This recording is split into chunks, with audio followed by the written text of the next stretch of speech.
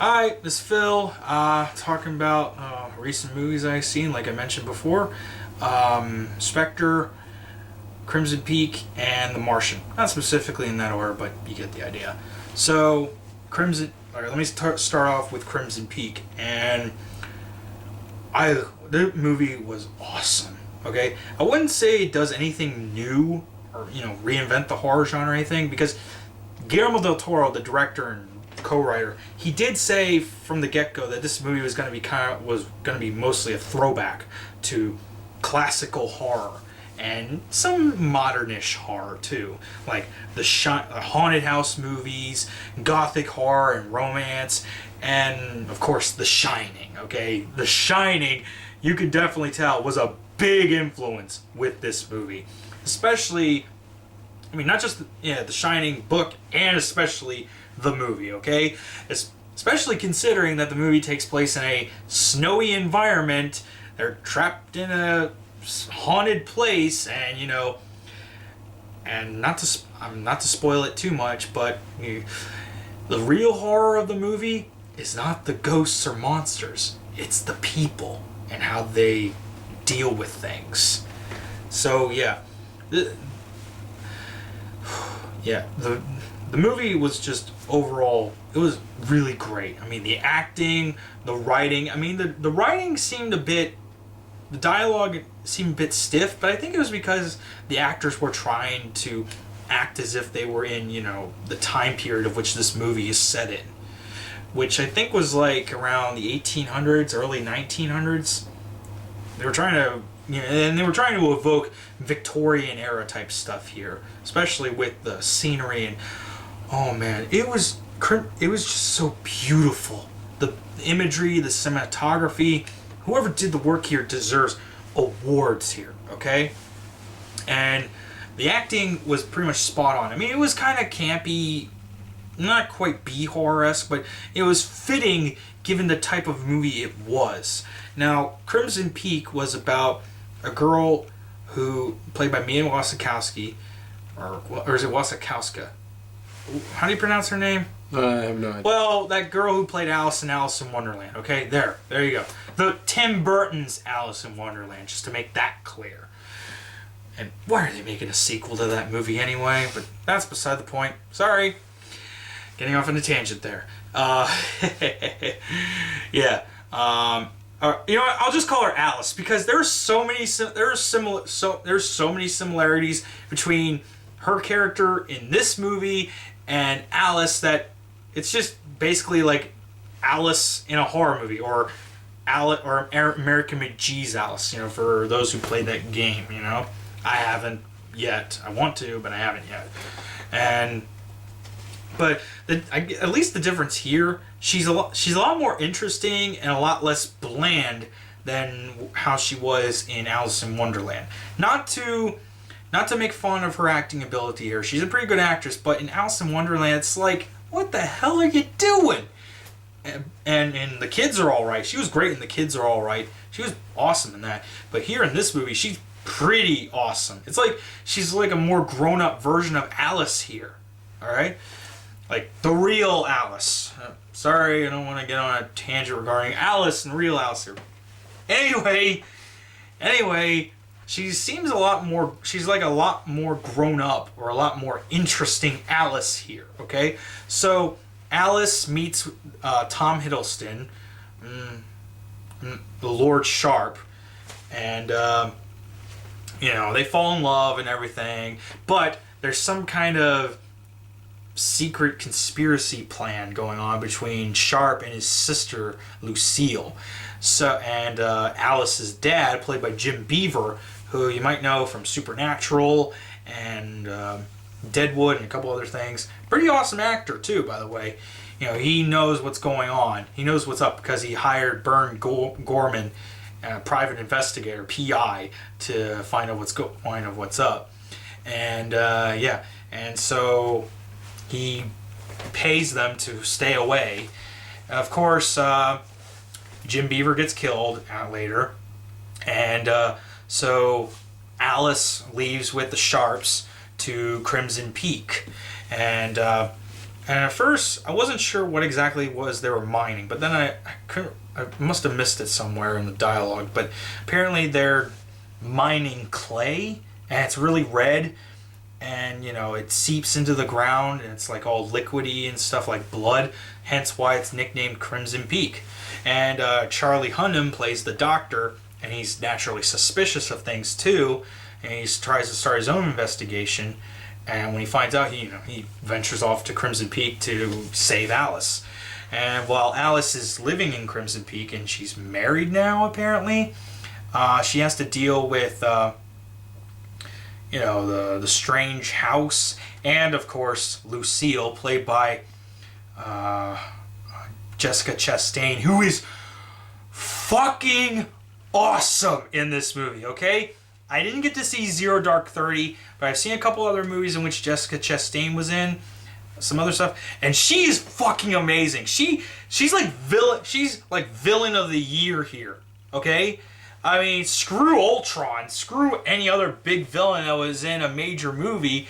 Lucille Sharp pretty much takes the fucking cake. Okay, Jessica Chastain is fucking amazing here. She deserves some kind of award nomination, alright? She's already been snubbed by the Oscars a couple times. She deserves a friggin' Oscar win. If not for this, then some other movie, The Martian probably. You get the point. But, yeah, there is so much going on here in this movie. It's like the movie is... at first it seems like the movie is like trying way too hard to pay homage, but you know what? It's good that it's doing this because it helps add to the story and the atmosphere, and it's so beautiful and delicious.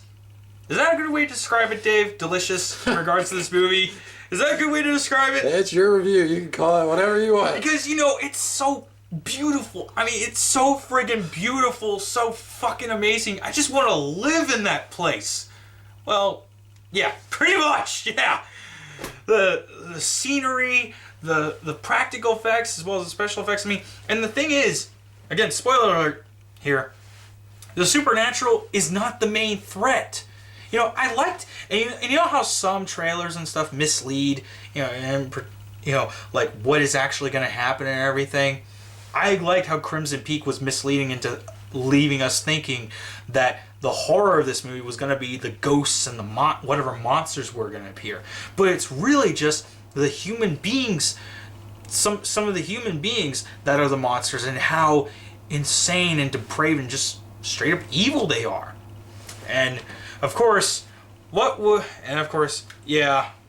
a moment when Alice and Tom Hiddleston have a sex scene, and of course, for all the ladies who love Tom Hiddleston as Loki, you get to see his ass. Bravo. You happy? You can finally get to see his ass. And let this be known. This is probably the first, if not one of the bunch of movies that came out this year with Jessica Chastain in it, where one of the male leads shows off his ass. This movie, Crimson Peak, and the other one, The Martian. But I'll get to that. And, Alice finds out that this has been part of a plan that Lucille and reluctantly Mr. Sharp have been in on, that Sharp would woo women, marry them, and take their money and everything in order to save their home and all that, which is kind of, something you sympathize with. But, one of the people that they conned and, killed through poison, they had a kid. But it might have turned out that, given what happened later in the movie, Lucille and Sharp were kind of having an incestuous affair. God damn. But I think it was already revealed that the kid was Lucille's. So, and of course the doctor comes in to save the day. He gets attacked by Lucille, and Sharp Hiddleston is forced to try to finish him off, but instead he wants to try to save the day. He wants to try to both save Alice and Lucille, save Alice from Lucille, and save Lucille by just I don't know, putting her somewhere, just trying to get away from everything. But of course, Lucille is being all like crazy and she wants it all, so she kills her brother in a fit of insanity. And the doctor, who managed to survive because he directed Hiddleston as to where to stab him as to not grievously injure him, you know, they try to get out of there. And I like how this whole thing was. The whole near the end, it was starting to get more and more like The Shining. The way that Alice is all wondering where to go with the snowstorm and everything, and Lucille is somewhere out there and she's gonna get her, and then we see the ghost of Hiddleston distract Lucille, and Alice manages to kill Lucille, which, yeah. And then the movie ends with Alice and the doctor leaving, and Lucille's ghost is still there playing the piano.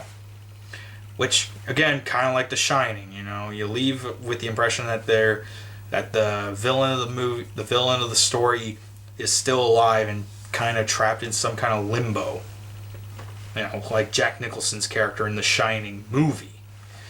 So, yeah, this movie was really good, okay? I heard it didn't make a lot of money at the box office, but I mean, I don't know. Maybe it was the kind of movie that people weren't really getting into because, you know, they're used to other genres of horror. But I like how we can have horror movies that don't have to be found footage or shot like a music video or a friggin' remake.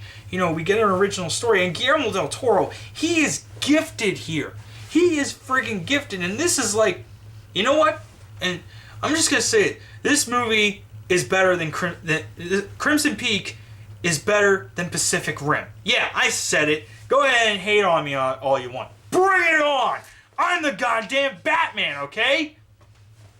And you know, if a certain Pacific Rim fanboy I know is watching this, bring it on, okay? I'm not going to say his name, but if he's watching, he knows me. But anyway, this was a good movie. I liked it, and Guillermo del Toro is a gifted storyteller, okay? I understand he announces hundreds of projects to be in development, and he only manages to get a few of them out. And I understand, you know, when you have a bunch of projects, you're very busy, but god damn it, why do some people fight against him on his projects, you know? I mean, he wanted to make a movie of Out in the Mountains of Madness, and that movie is either in development hell or not going to happen at all because the studios aren't confident enough to make a big budget R-rated movie, despite the fact, you know, they had one out there a while. They've had a couple in the past couple of years, like Prometheus and this movie. Well, it was kind of low budget, this movie. I mean, it was kind of like around the range of, what, $50-60 million? That's kind of relatively low for some studios nowadays. And they fought against him they're fighting against him on Hellboy 3 when we want a Hellboy 3. We want a conclusion to the Hellboy movie saga. And we want a Pacific Rim 2, okay? I mean, I know I said that Crimson Peak is better than Pacific Rim, but I would love to see a Pacific Rim 2. Pacific Rim was awesome. And I would love to see it happen, but Pacific Rim 2 may or may not be happening. It might be in development hell. Who knows? But I hope it happens. And, of course, Silent Hills, that gets canceled. And when it shouldn't have. But, yeah, don't fight against Guillermo del Toro on his projects because they should happen. He's a gifted storyteller. Stop fighting him, okay? Sorry. Anyway, yeah, Crimson Peak, definite great movie. Excellent throwback to all kinds of horror. Well, a lot of kinds of horror, and again, better than Pacific Rim. Wink, wink. Though, again, Pacific Rim 2 should still happen. Anyway, next one, Spectre. Now, I saw Skyfall a couple years ago, and when I was trying to do YouTube videos, I kind of did something. I kind of made a video out of it. It's probably not on YouTube. It's probably somewhere out there. And I like Skyfall a lot. I like how it was a great bouncing back for James Bond because, you know, the time gap between Quantum of Solace and Skyfall was pretty long, considering that MGM was going through bankruptcy problems. But then, you know, they got bought out or something, you know, by Sony or whatever. And now we're getting a resurgence back. We're getting good stuff out of Daniel Craig's James Bond since Casino Royale, starting with Skyfall and everything. And Skyfall was awesome. And yes, we got a good Skyfall song out of Adele. As if we don't have other good Adele songs already. Yes. Yes, Hello. We got Hello. Hello. I can't remember the rest of it. I know she goes like, hello from the outside. I'm sorry if I'm insulting it. If you think I'm insulting Adele, I love that song. It's stuck in my head. I just can't remember all the words right now. But of course, we got a song by Sam Smith for Spectre. The Writing Is on a Wall, and while it is no Skyfall, it is pretty good. I liked it, and of course, Spectre. Being a Daniel is a pretty damn good Bond film, and it is. I will say it is the second best Daniel Craig Bond film. If I had to rank what is the best Daniel Craig Bond films out of the ones I've seen, I haven't seen Quantum of Solace, but from what I heard, probably good I didn't. I'd probably rank them like this: Skyfall, Spectre, Casino Royale, and probably Quantum of Solace, I guess. And because while Spectre has the same director as Skyfall, Sam Mendes, he does great here.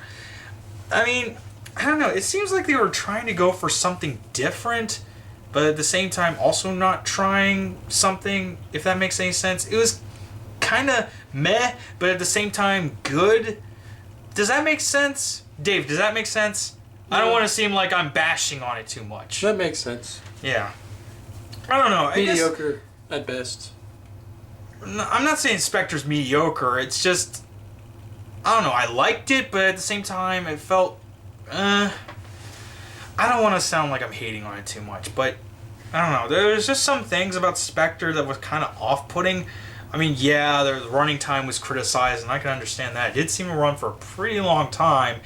It kind of seemed like it was dragging at points, And I don't know if it's just me, but Spectre seemed like it was trying to go for less is more in terms of dialogue. They don't seem to be as talkative. I mean, in some Bond movies, the characters in a lot of Bond movies, if not just the Daniel Craig ones, I mean, a lot of Bond movies, they can be pretty talky. But with Spectre here, it was trying to go for the less is more talkative approach. It's like I couldn't help but find similarities between this movie and Mad Max Fury Road, in the sense that they were trying to convey things through how the actors are doing their actions and poses and facial expressions and all that. It seemed more like it was trying to do something like that. I do like how they tried to tie everything together with the Daniel Craig movies from Casino Royale to this one, that there was some secret mastermind happening, which was kind of being implied throughout all the movies. I mean, with Casino Royale and Quantum of Solace, because see, the thing is, for some reason, there were rights issues regarding the organization Spectre for the James Bond movies, and that's why Spectre they hadn't appeared in a movie since like the 70s, I think, or the 80s. There were some cameos here or there, and yeah, there was the movie Never Say Never Again. Spectre technically made an appearance in that, I guess, but yeah, Spectre hasn't been making very many appearances since like the 60s or 70s, and it's because of rights issues or something, which is weird. What is it with movie adaptations lately and rights issues? Stop it with the rights issues! Just read the friggin' movie! It doesn't leave a lot of people satisfied. Whew. But anyway, I'm glad that Spectre finally makes an appearance here, and that they were revealed to be behind everything, and that Quantum was, well, sort of like a subsidiary of them, which is pretty cool. I mean, they were hinting at Spectre throughout the Daniel Craig movies, and now that they're finally going through with it, and it kind of makes sense, with Skyfall, that Spectre was kind of responsible for, oh man, I can't believe I forget Javier Bardem's character's name, but you get what I mean. They were responsible for his rampage in Skyfall. It kind of makes sense, where else would he have gotten all the resources and everything? I mean, if his character tried to have killed himself and it didn't work, how was he able to get all those resources? He couldn't have just gotten it on his own. So, yeah. Spectre, it was revealed in Spectre in this movie that, yeah, Spectre was behind everything. Because Blofeld has a serious grudge with Bond, aside from, your stereotypical arch villain against the hero thing. Because it's revealed in this, here, with this movie, it's revealed that Blofeld was Bond's adoptive brother, because after Bond's parents died, he got raised by Blofeld's father, Oberhauser, Hans Oberhauser, I think, and Blofeld's original name was Franz Oberhauser, and Franz felt was jealous of Bond, so he had his father killed, faked his death, and decided to form Spectre. And as Bond was rising up in the MI6 ranks and started to attack Spectre and its subsidiaries, Blofeld decided to strike back. And I like how they did this. This was pretty good. This was pretty good development here, and kind of builds up to future stuff considering the way that this movie ended. And I like, of course, how they showed how Blofeld gets his scar here, which is pretty nice. And though I will say how Bond gets the girl here in the movie, and yeah, the recent stuff, Daniel Craig saying that Bond is misogynist, not surprising there. I mean, are you surprised by that, Dave? No. Daniel Craig saying that Bond was a misogynist, it kind of makes sense, right? I mean, it's not that Bond doesn't care for women at all, but the way that he keeps getting the girl almost every single movie or story, it's like... the Bond girl is an important key in the whole entire Bond series. Yeah. And of course we had the oldest Bond girl in history here in this movie, Monica Bellucci, I think. Is that how you pronounce her name? Monica Bellucci. She, at the age of 51, she's the oldest Bond girl, but holy shit, I don't want to sound too pervy, but damn is she still hot. She's just as hot, if not more than hot, now as she was years back, like when she did The Matrix Reloaded and Shoot 'em Up and other stuff that she's done. She's still freaking hot. I mean, damn. Though it doesn't seem like they do much with her character here. I mean, she's the widow of an assassin that Bond had killed, because Bond's on the trail of Spectre and everything, as per ordered by M and everything. But, and of course Mr. White is involved, because again, he was the head of Quantum, and he didn't like what Spectre was doing and recently, so he decided to go against them, and they decided to give him thallium poisoning, which led to Bond finding him and Mr. White killing himself after saying, Bond, you're dead if you're going against them. Something like that. Yeah, but, it doesn't seem like they put in some new characters here, and some they do with, like, the character of C, who tries to modernize MI6 by dissolving the 00 program and having drones and everything. Which, yeah, it's pretty good, and, a metaphor for, governments trying to do drones and everything when really they can't exactly do the same thing that real people do, But at the same time, you risk real people, put a lot of money, that kind of thing. You're having a big risk, basically. So then they had yeah. And yeah, Monica Bellucci's character, again, she's just, I can't help if she's just there for Bond to seduce and then leave. That's it. Because they don't mention if she gets killed or anything, if Spectre kills or anything. They just have her there, say some exposition, and then that's it. And then, of course, have sex with Bond, of course. Yeah. And then, of course, you have Dave Bautista. Dave Bautista! Okay, I don't follow his MMA or wrestling exploits, but he's a pretty damn good actor, at least from some of the stuff I've seen. Like Guardians of the Galaxy, he played Drax. He was awesome as Drax. He is Drax. You got Dave Bautista in a Bond movie, but he's playing a silent henchman. He's playing the main henchman, the henchman. You know what I mean? Like odd job, like sort of an odd job type villain here. And that's another thing that Spectre does well here. It's starting to reintroduce common elements that you find in the previous Bond movies, but modernizing them pretty well. Like, you know, some of the gadgets, the henchmen, the evil mastermind, the evil organization, the big evil organization. You know, they seem to do that pretty well. But, you know, with Dave Bautista's character, Mr. Hinks, I don't think they even said his name. They only seem to reveal his character's name in press releases and stuff.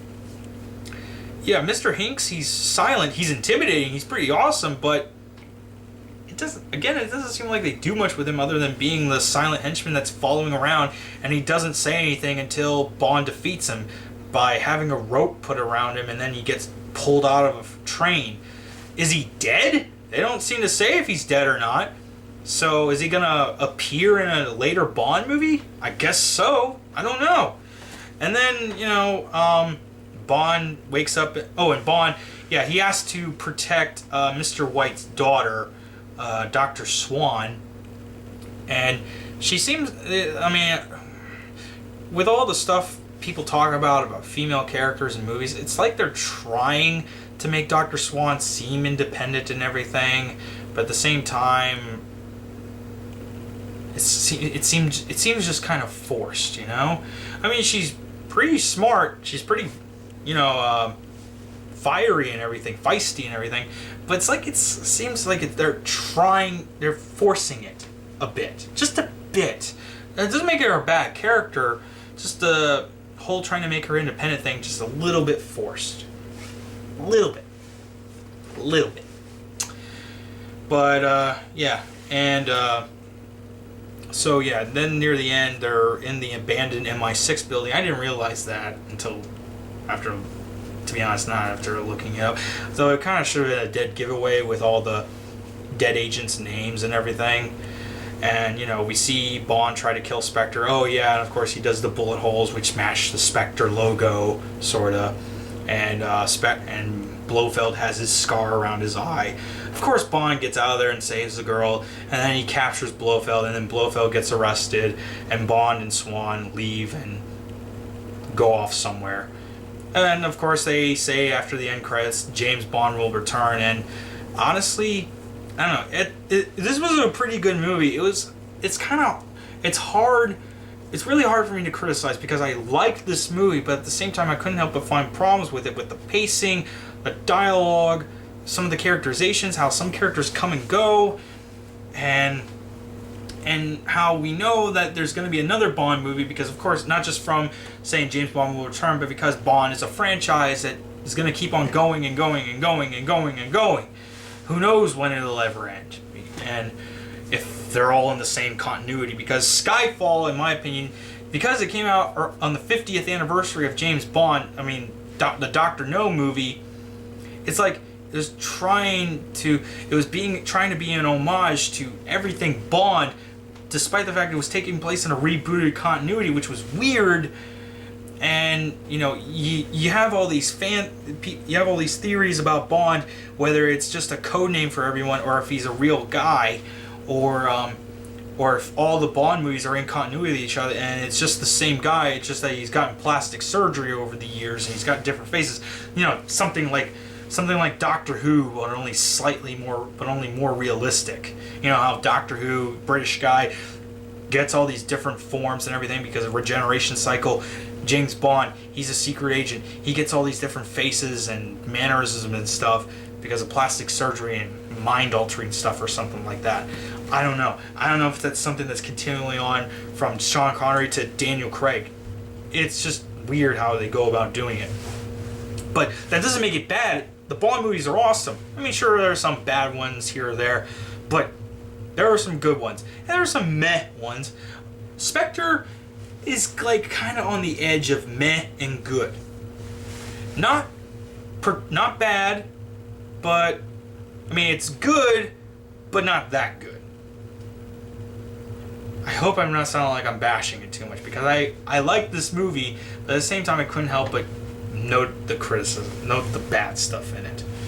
So whatever they plan with the next Bond movie, and I'm hearing that Daniel Craig is signed for 5 Bond movies total.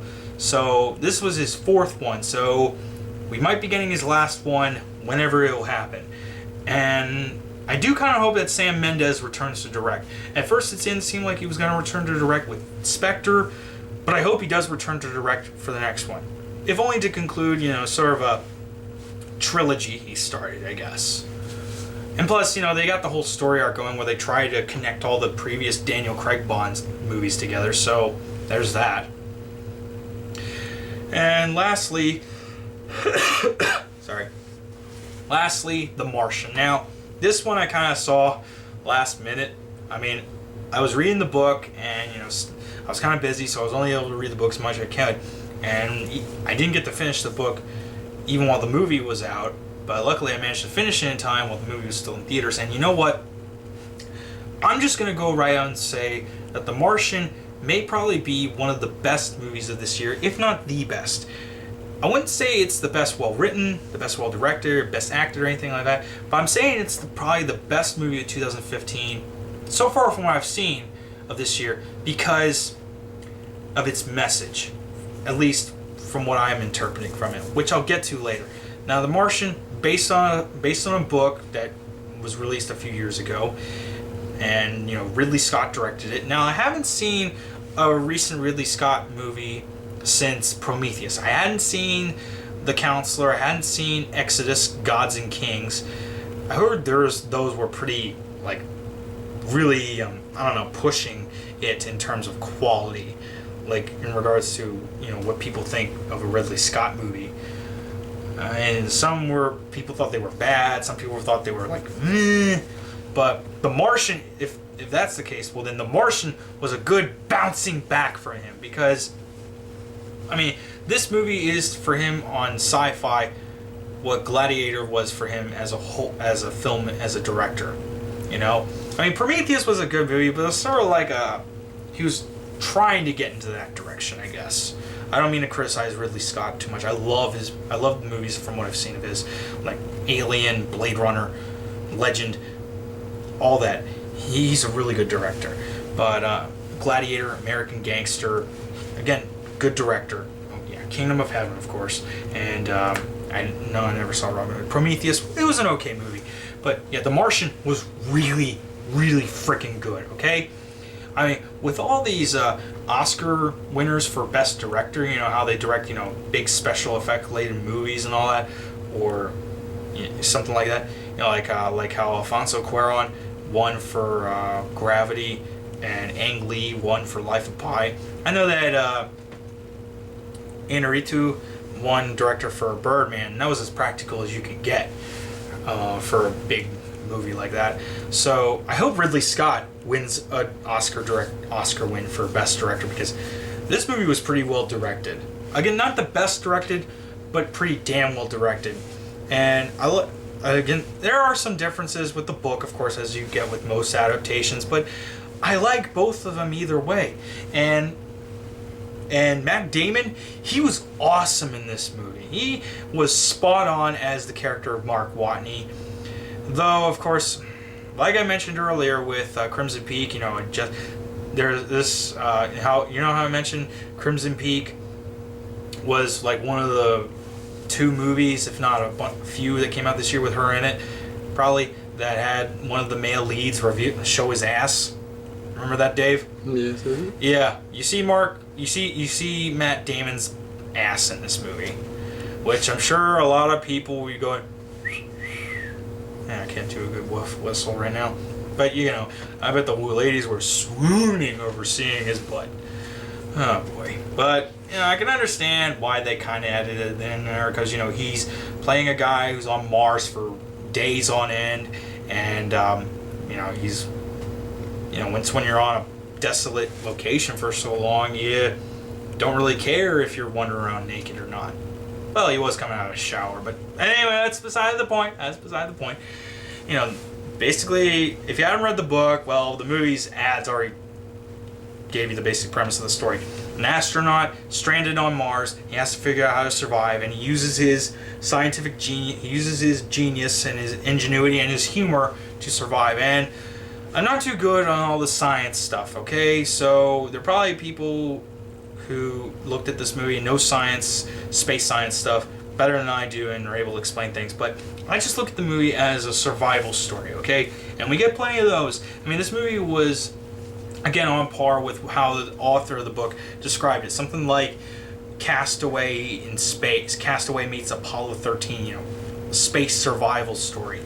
And it's really great how they have the character of Watney, how he just has a, you know, he tries to have a positive attitude on everything. Sure, he'll have his downer moments or his fits of rage when things don't go right, like that one scene when he's sitting in the chair and after the hab breaches and loses its environmental stability, he's going like,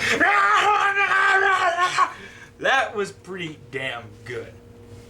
And this being an ensemble movie, the actors were pretty awesome. I mean, and yeah, Kate Mara was in this. Oh, fun fact, this was also a movie distributed and or financed by 20th Century Fox, and this is probably the better of the Fox movies that Kate Mara was in. The sucky one being, well, Fantastic Four, or Fanforstic, or Fucktastic Chore. You get the idea. Yeah, this was the better of those two Fox movies that she was in that came out this year, and she was pretty damn good. You know, I like how she's the computer geek that's all strange and everything. You know, I mean, again, because Rooney Mara played Lisbeth Salander, who was a computer genius and everything, but also kind of a weirdo, to put it lightly. You know, they try to make Kate Mara play these geeky computer genius type characters. They tried it with the Transcendence and it failed. They tried it with Fanforstic. Good acting on her part, but the movie still sucked.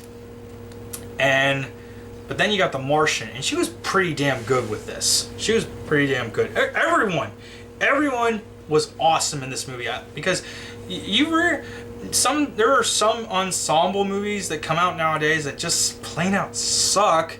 But this was a really damn good ensemble movie because they're all talented actors being directed by a very talented director, and it's just overall good. And that's all I could say. It's just good stuff about this movie. This movie just felt good because it was based on a good story. It had a good overall message. Again, I'll get to that later. And, it's just showing these people just trying to be the best that they can be because I think that's, for me, that's what the movie's message was about. It was about people it was showing the best of humanity by helping out one of their own in a dire need of situation. That's what the movie's message seemed like to me. Some people may take it differently, but that's what it seemed like. And I'll get to this later, but of course, and I also like how the movie ended. The movie ended with it had an ending that was different from the book, of course, and of course the rescue operation in which Watney is saved by his crew, that happens differently than in the book. In the book, one of the male crew members, is out on a rope, and he reaches Watney, luckily, and gets him.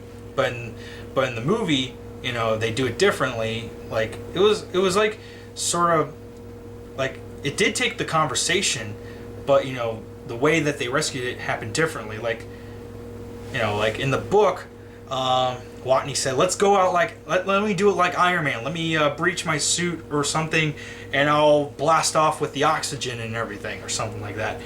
And the commander's like, "No, we won't do that." But in the movie, she decides to go out and save him She decides to go out and save him because she doesn't want to risk any crew members.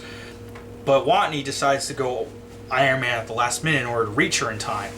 And of course, the first thing he says to her when he's up close to her is, "You have crappy taste in music," because she has a lot of 70s music and 70s TV that he had to watch and listen to while he was there because he needed some form of entertainment. And who hates 70s music? I mean, really, I love 70s music. Well, I more love 80s music, so I can understand Watney's frustration with the 70s music. But still, 80s music is awesome, okay? 80s music is awesome.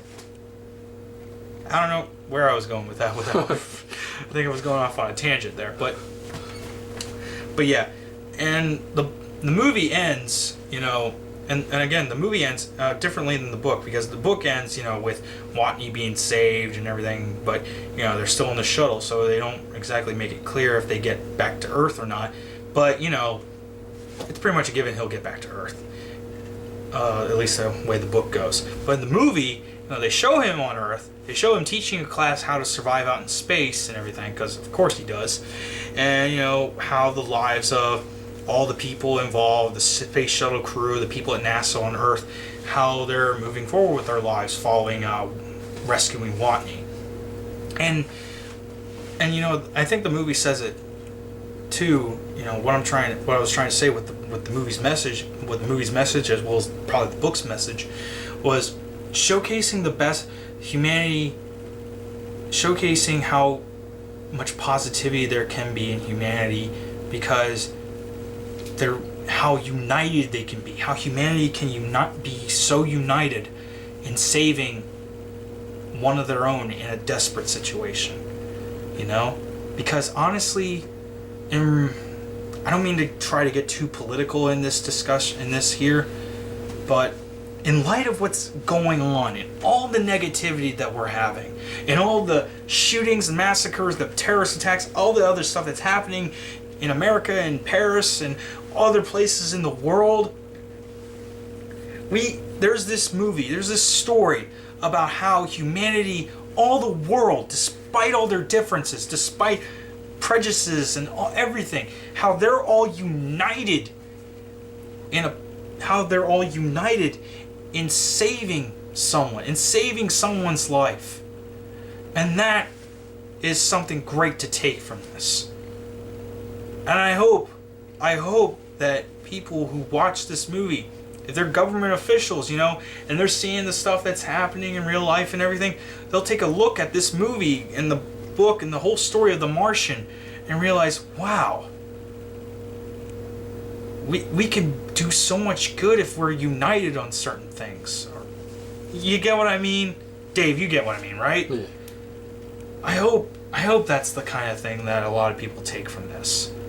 And that's, to me, so far from this year of the movies I've seen, and I've seen a bunch of movies. Yeah, I know I didn't get to do a lot of vlogs on those, but I had my reasons. I mean, I was busy or some stuff was happening, you know.